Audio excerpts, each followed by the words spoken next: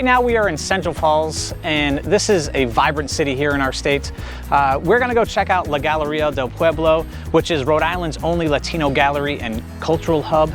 So let's go see what they have in store. I'm sure it's gonna be exciting.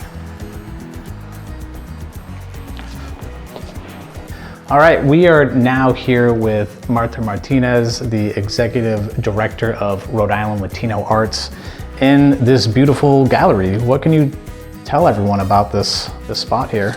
Well, it's a hidden gem, as you can tell, right? Yeah. We've been here for about 4 years. We're going to be entering our 4th year in January, so 3.5 years.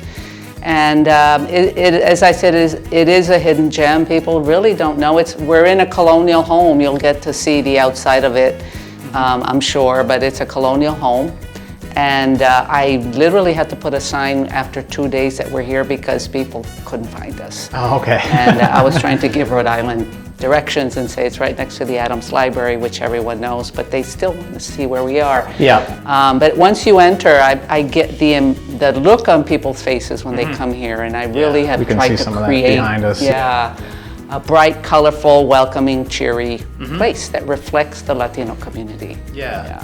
So this is Rhode Island's only Latino gallery and cultural hub. Like, what does that mean, and what does that mean to you?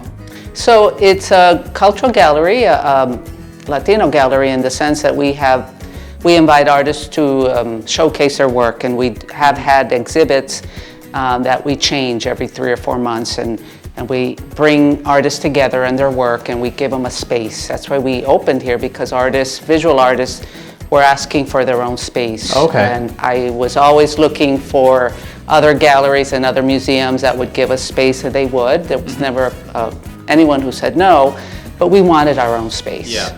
Where we can have a little bit of control, and we didn't have, we're not professional curators, and artists wanted to have a hand in saying what was up. And that's how this organization works. It really, I depend on the artists. It's very grassroots.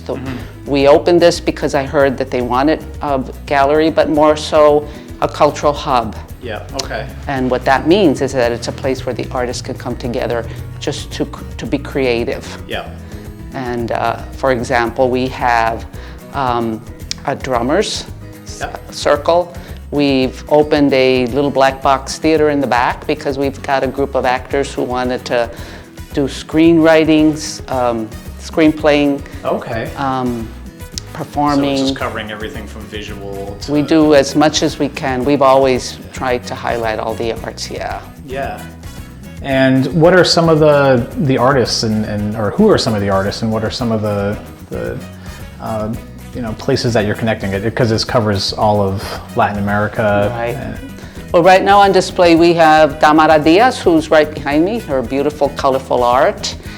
She was the first artist that exhibited here. I've known her for many years, and she's very popular in Rhode Island, and I just love her whimsical work. And again, it reflects the diverse and the brightness that I wanted to have on the walls. She's a Cuban artist. She lives here in Rhode Island, but she is from Cuba. We've also had Pablo Youngs, who is this piece here, and there's a few others out on the hall. And he's a graduate of URI. He's a Mexican American, and he was also, both he and Tamara were our first artists on the wall. We have a Dominican artist, Rene Gomez, and he created one of the traveling puertas, so you'll see, you will see it in a little while. We have a Venezuelan, which is unusual. Most of the artists that we have here reflect the makeup, the Latino community.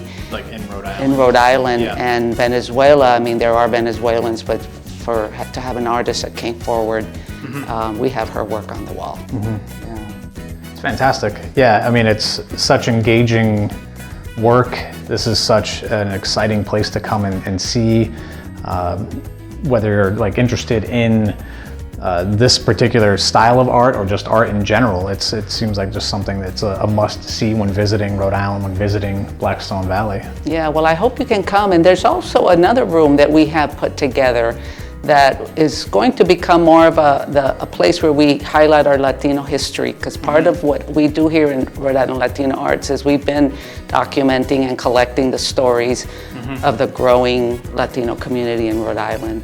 And one of the rooms right now has a few pieces up on the wall, but it's going to become a research center where you can come and look up more information, photographs, and actually listen to some of the stories I've collected.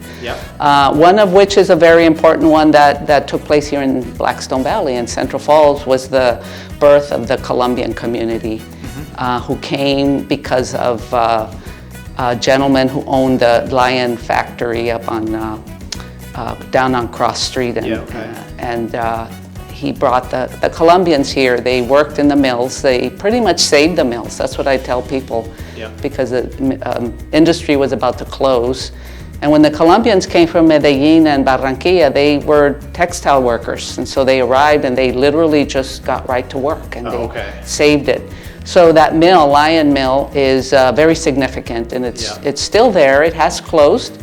But it's in the Blackstone Valley, and we're hoping to open a little museum in the front, in the first floor, so we can highlight that very important and unknown history. Yeah, that's wonderful. And as you'll see in this video, everything in Central Falls is kind of connected, but that's just down the street from where we are right now, in this beautiful historic district in Central Falls. It's amazing what you've done with this building, the story that you're telling, the platform that you're presenting, or allowing these artists to present their work on. It's fantastic. So let's go check out a little bit more of what you have in this beautiful space.